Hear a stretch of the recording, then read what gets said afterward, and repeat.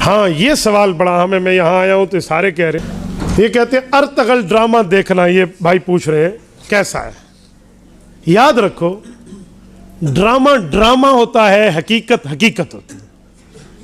میں حیران ہوں کسی حقیقت میں بندے کو روتے دیکھ کر لوگ کہتے ہیں ڈرامہ ہے، اور بعضوں کا ڈرامے میں روتا دیکھ کر لوگ خود رونا شروع کر دیتے. ہم وہ امت ہے، حقیقت میں کوئی رو رہا ہو ڈرامہ بڑھایا، اور کوئی ڈرامے میں رو رہا ہو ڈرامے سے رونا بھی آئے، وہ خود ہی رو رہے ہوتے ہیں فلم میں. ایسے نرم دل میں نے اس دھرتی پہ پاکستان میں عجیب مخلوق دیکھی ہے یقین. ارتغل ڈرامہ ڈرامہ ہے بھائی، حقیقت نہیں ہے. ہاں واقعات وہ بزرگوں کے سنا رہے ہیں، صلی اللہ علیہ وسلم بڑی عزت احترام سے یوں سینے پہ ہاتھ رکھ کے کہہ دے، لیکن اس میں لڑکیاں موجود ہیں. یاد رکھنا لوگ دیکھتے کیس لیے ہیں؟ حلیمہ سلطان کی وجہ سے.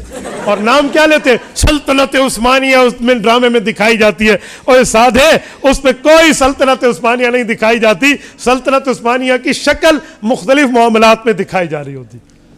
تو اگر تم ڈرامے کو ڈرامہ سمجھ کے دیکھو گے تو یہ ویسے ہے جیسے باقی ڈراموں کو دیکھتے ہو، گناہ میں برابر ہو، کوئی بڑے چھوٹے کی بات نہیں. اور ہاں اس عورتوں والے ڈرامے کو دین سمجھ کے دیکھو گے ثواب ہے، تمہیں ڈبل گناہ ہوگا.